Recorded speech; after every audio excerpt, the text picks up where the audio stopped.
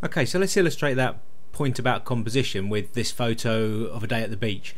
Now, this would be a typical kind of snapshot taken with maybe a wide angle or a 50mm lens, and just taken with the subject dead center. Even though the action's been caught with a good shutter speed, there's too much going on in the background to really emphasize what Dylan is actually doing in the shot, and he's actually jumping off a fairly steep ledge, but because of the lack of depth of field you can't really see that there's a slope there.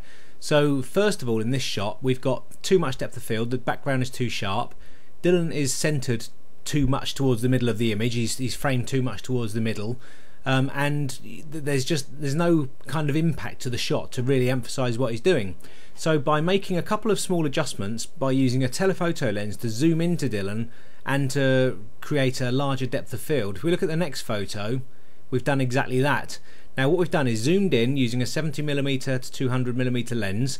We focused on the area where Dylan's going to be jumping from, so now all we can see is the pebbles in the foreground and Dylan are in focus. The background is completely blurred, and we've also moved Dylan to the left of the image, and this is all called negative space, which Dylan is actually about to jump into, so it's giving the impression that he's got an area to actually jump into.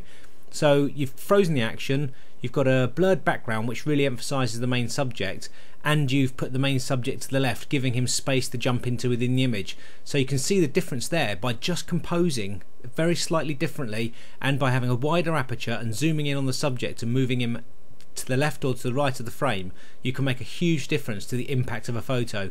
And this will make a big difference for prints, for books, for friends, for portraits, for stock photography. It makes a huge difference in whatever kind of line of photography you're into. So try and move away from the snapshot style image like this and think about the composition, think about pre-positioning yourself and pre-focusing the shot so that you can end up with a much better image like that one. It tells a much better story and it's got a much bigger impact.